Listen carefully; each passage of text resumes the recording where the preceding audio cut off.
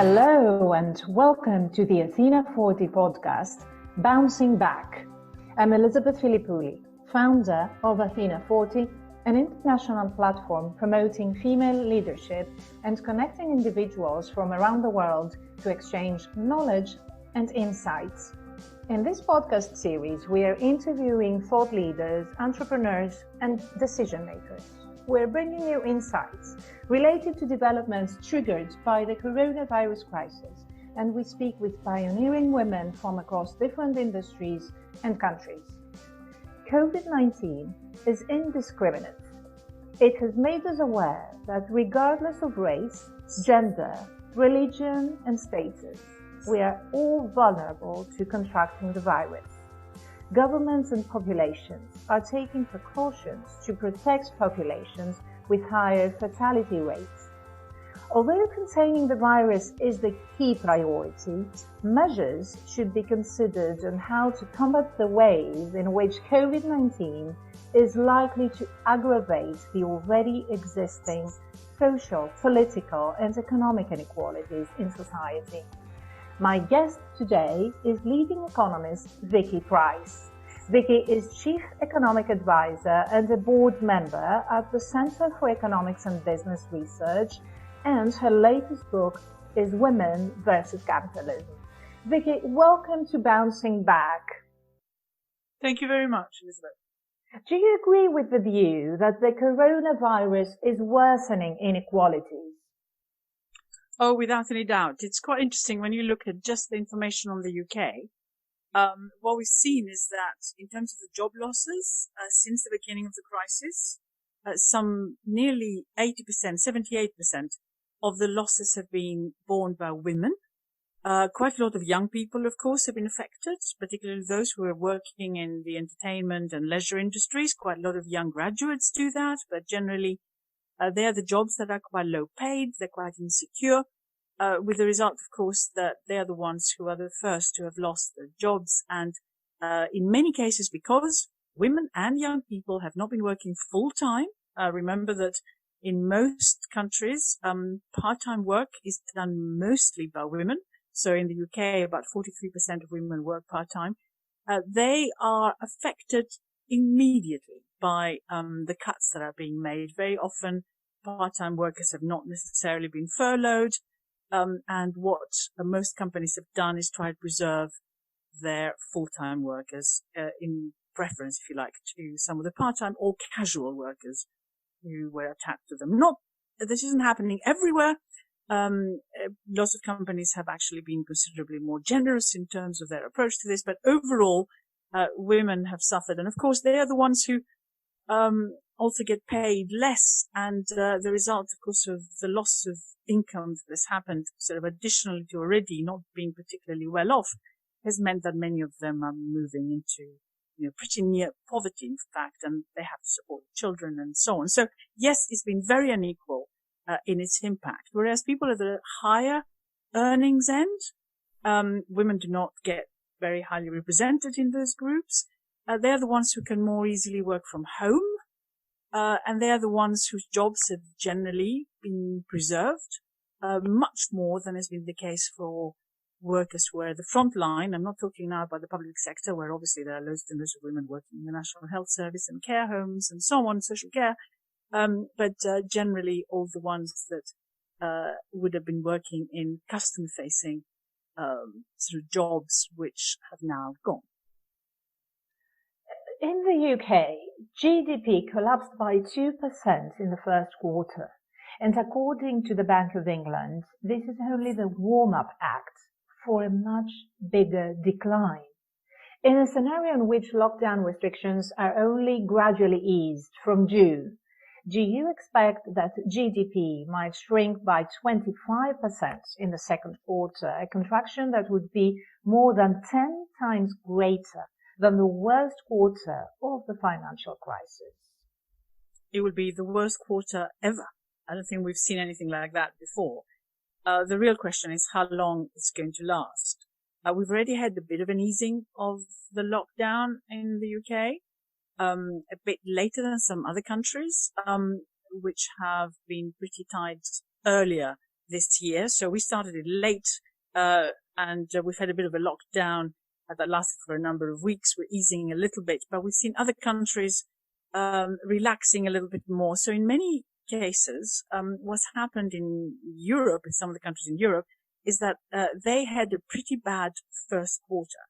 And we thought here in the UK that perhaps the first quarter, because we only went into lockdown on March the 23rd, that quarter wouldn't be too bad, that maybe would have perhaps a 1% or reduction in output. But people were not very pessimistic about it. And then it turns out that, in fact, we were pretty flat in the beginning of the year, like January and so on. We had very bad floods in February, and then people got very worried about the coronavirus in March. We still had a fall there for overall of 2%. And the fall that's going to be happening now, given that the full lockdown was only started being felt seriously in April and then, of course, continued through early May, that fall is going to be pretty substantial because basically 30% of the economy shut down. There was no demand for various goods and services because we closed things that people could perhaps go and spend their money in. And of course, we stopped supply because we stopped people from getting out of the houses and going to work to a considerable extent. Not completely. Large part of the public sector carried on working. Quite a lot of people from home worked and so on. But overall, nevertheless, activity has declined probably by something nearer 30% already, with the result of this quarter will be pretty bad, even though the lockdown is being eased. So yeah, 20 to 30% fall is what most people expect to be the case. The question is, what happens then? Do we bounce back in a V-shaped recovery? In other words, will it be wonderful afterwards and we recover everything? Well, the general expectations are that it's going to take quite some time for the recovery to take place, and maybe we'll have more of a U, and that of course assumes that we don't have another spike in cases, and therefore we have more of a W recovery. What the basic expectations are, both of the Bank of England and of the body that advises the Treasury, the Office for Budget Responsibility, which is quite independent, is that for the year as a whole, we may have a fall of something like 13 to 14%, much bigger than many countries in Europe. In fact, most countries in Europe. But then a bounce back of possibly 15%. In other words, making up for that fall this year. But this depends very much on that V-shaped scenario I spoke about. If it's anything else, then it's going to take much longer for that recovery to take place. And many jobs, including those that women traditionally have done, quite a lot of low-paid jobs, will take quite some time to come back, and unemployment is expected to be maybe 10% or even higher and stay there for a while. Okay, I know it is early to know, early to say, let alone to judge, but do you think that the measures taken vis-à-vis the impact on the economy, do they justify the severity and the strict character that they have, and of course the repercussions that they are generating against an economy that was already suffering under Brexit? The measures, of course, were not very strict at the beginning, and the rest of Europe was looking at the UK with amazement. So, Greece had gone into serious lockdown, kept the cases very low. They were looking at the UK and wondering when we were going to do the same. And of course, we've taken quite some time to react here. But it was obvious that the National Health Service wasn't going to be able to cope with the numbers that were being forecast, and therefore a lockdown was necessary. But the truth is that health and the economy go hand in hand. And if people don't feel confident, like, for example, now, if you ask most people, do they want to go back to the way they were before while this coronavirus crisis is still there, because it hasn't gone away necessarily, a very large percent to say, no, we'd rather carry on as we were. But of course, quite a lot of young people would quite like to go out and run their lives as before. But nevertheless, the majority of people are very cautious. And if there is no trust on the health side, then you can't actually have the economy do well either. So the idea that you can look after one rather than the other just doesn't work. So you've got to make sure that on the health side there is sufficient protection. But now we're opening up. It looks a little bit messy because it's very vague in terms of what people are meant to be doing. Some of the guidelines issued are slightly contradictory. The important thing for the economy would be that workers trust their firms to be doing the right thing in terms of risk assessments and really, preserving the health of people when they get back. It depends hugely on what the transport infrastructure does, how people travel to work, and will they feel safe. And if there is any sign in the next few days or a couple of weeks that the system just isn't working and that suddenly cases are rising again, because there's so much more connection that takes place, then I think the trust, however low it may be right now, it isn't that low because people generally believe the government perhaps doing the right thing, but they are confused. But if suddenly that trust is seriously affected, then we can see once again a dip in economic activity. And that would be very, very dangerous because if firms don't feel that they can carry on with a recovery program in the next few weeks, they will not invest. They will have great difficulty with paying back at the end of the day the loans that they're taking on with government guarantees right now, and we will see wide-scale bankruptcies and also, of course, unemployment. All the people who are now sheltered because the government is paying part of their wages will probably feel that their future isn't very certain, and they will not spend. And if they don't spend, then the economy will find it very difficult to recover. So huge impact on employment. Corporations are already asking for bailouts. The care burden on women is already massive. The state of emergencies proclaimed around the world has an effect on our freedoms and human rights. Our mobility is different. I'm wondering why we cannot, at least for the time being, do anything about how the virus operates. Can we use this momentum to start transforming how our societies operate? Everybody's talking about the chances of coming out of this with a structure that is quite different to before. There was a lot of inequality before. Can we manage to do something about this? Maybe companies themselves can be a lot more community-minded in the future. Maybe the state will have a bigger involvement and therefore push firms in a certain direction, particularly in the area of corporate social responsibility. Maybe we can move away from shareholder capitalism to stakeholder capitalism.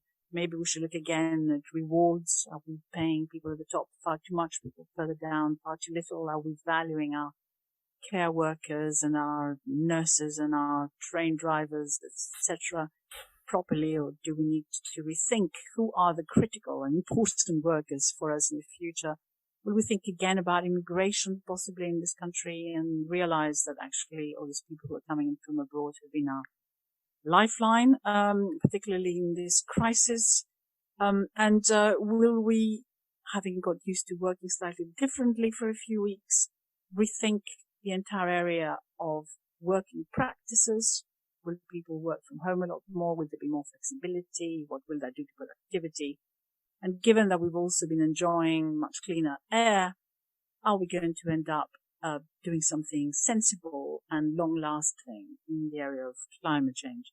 That requires a lot. It requires leadership and cooperation between governments and businesses and workers and society. It's the sort of cooperation that the UK generally has found difficult to achieve in the past, but crises tend to have an impact. The question is it going to be a lasting impact? And will we see quite a lot of the practices of before, including so much discrimination that was taking place against minorities, against women, be something of the past, something that we can say, at least at the end of this crisis, that we've dealt with and realized, if you like, the mistakes that were being made before. It won't happen naturally. And I don't think we're blessed right now with the conditions that will allow for that to happen easily. So something will need to give, and you sense that people want to see the change. You sense that various political parties are talking about this, but there's so many vested interests still around. And of course, what happens in other countries will matter too. Lots of our firms are international. What will be the pressures elsewhere? We've seen some signs, some positive signs along those types of changes that I mentioned in other countries. Will they be sustained? It's a huge unknown. And the United Nations has made a grim prediction that a global recession could reverse a 3-decade trend in rising living standards and plunge as many as 420 million people into extreme poverty. I wonder if this means that the UN Sustainable Development Goals, the targets that they have set for 2030, are now in danger. There is a problem with that. Of course, the sustainable goals include an improvement in the condition for women more generally. And what we probably see is that quite a lot of the developing nations are going to have great difficulty because of the virus. We've seen what's going on in countries in Africa and elsewhere. Many countries are finding that their health systems cannot cope. Many countries have had to borrow more or will have to borrow more. There is a move to, it's already happening, in fact, in relation to ensuring that countries that are very heavily indebted, developing countries, can have some break in terms of paying back both capital interest on their loans. And I think there will be a general move to possibly write off some of those loans in the future, both from other governments that are owed that money, but also from commercial lenders. So there is some movement there. But what will be required is a huge transfer of funds. The World Bank is already setting money aside. The IMF is doing so. But on the climate change one, the developed nations had pledged hundreds of billions of dollars, which haven't really gone yet to any considerable extent to the countries that need them for climate change mitigation, at least, and a bit of adaptability, which is the one that they really need. And there is a worry that because everybody has had to borrow so much, countries in the West have increased their deficit to GDP ratios hugely, their debt themselves hugely, whether indeed this transfer of money that it needs to happen will really happen to the extent that is necessary. And indeed, if you go back from globalization, if you try and become more protectionist, which seems to be happening as people reconsider and countries reconsider the whole supply chains, and they put security perhaps first, which has been very exposed in this crisis, we might actually indeed see that some of the benefits that globalization has given in relation to poverty do indeed disappear. Do you foresee a rise in nationalism? Because what we've seen here, and perhaps it was inevitable, was each country making sure that they will try and protect their own people, their own citizens within their own borders. So they did not prioritize collaboration because perhaps they didn't have that luxury. I mean, time was running against everyone. And so the number one priority was how to protect the health of, each country's own citizens. How do you see people's perceptions with regards to cross-border collaboration changing or not because of this crisis? What happened in the financial crisis is that there was a huge amount of cooperation from the word go. The moment people realized the extent of the risks to financial stability that were being created because of the financial crisis, there was a widespread agreement that the course of action that needed to be followed had to be lots of liquidity in the system from the monetary authorities, a lot of fiscal expansion, interest rates were cut. They were all done pretty quickly and almost simultaneously. In this particular case, because the impact of the virus was felt slightly differently in different countries, that cooperation wasn't there. And that's the first problem. The second problem that arose from it is that countries reacted differently as a result. Yes, they have finally all put huge amounts of liquidity in the system. And indeed, they have also given a lot of fiscal support. But again, it hasn't been happening at the same time, which has caused a bit of concern when you were looking at how to stop this pandemic from completely ruining the world economy. But it has tended to encourage sort of national reactions and closing borders and worrying about who may be coming into your country and trade also being affected. So if you look at all that, it's inevitable that nationalism would once again become slightly more paramount than was the case before. And these protectionist tendencies are going to be pretty bad news for growth, trade, and so on in the future. But there has to probably be some rethink. Maybe a lot of onshoring will need to take place with productive capacity that was being done elsewhere or exported to other countries in order to ensure that supply chains are no longer in danger in the future and so on. But here we are in this very strange situation where even in the European Union, where, of course, the single market principles tell you have to have free movement of people in addition to capital, goods and services, we've seen borders close. We've seen, even in the wider context, concerns about people traveling from outside the European Union into the European Union. So the considerations now as to when will those borders open again. So we have certainly seen reactions that put you perhaps in a position where you should preserve as a country or as a leader of a country your own people at the expense of others. Not necessarily the expense, rephrase that, but before you worry about anybody else. And those tendencies might linger and affect politics for quite some time to come, and that's the worry. May I invite the activist in you, Vicky, to suggest, to propose what we as women and those of us who can influence things, what shall we do? What steps shall we take to ensure that, these inequalities that we talked about when we opened this podcast are minimized as much as possible?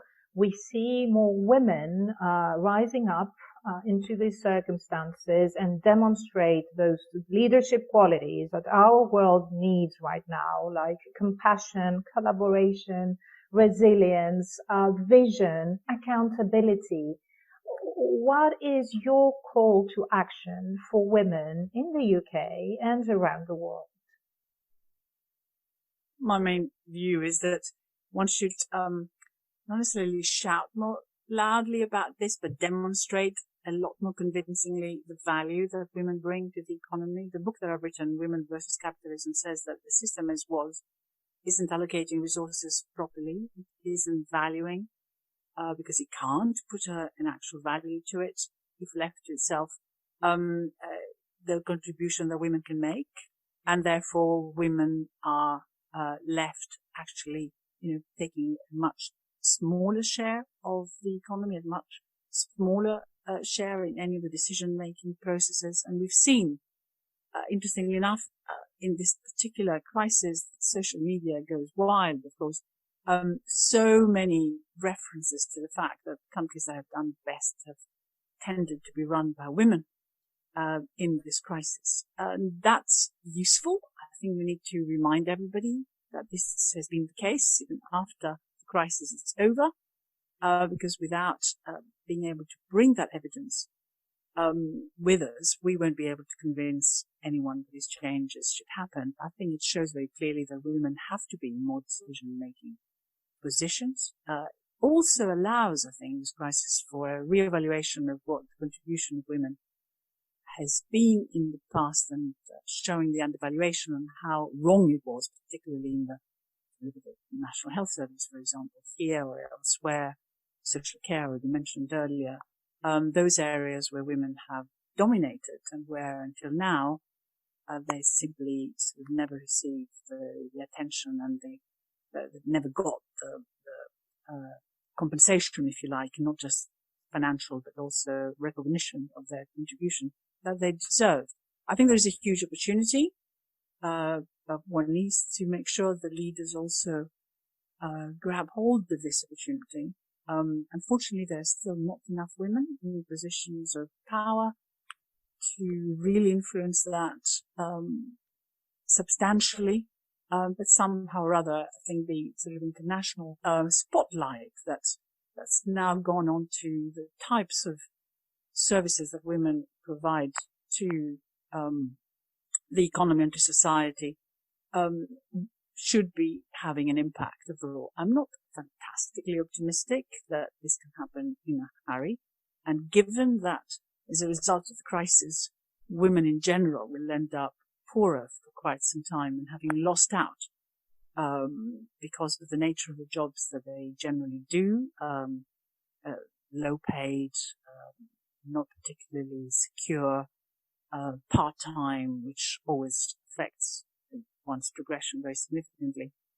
It will be quite a hard act, but I think there is a perception that is growing that this inequality needs to be looked at. And if we were hoping that this crisis will give us something to latch on to take away some of the terrible, terrible impact that it has had, then perhaps reducing that inequality has to be.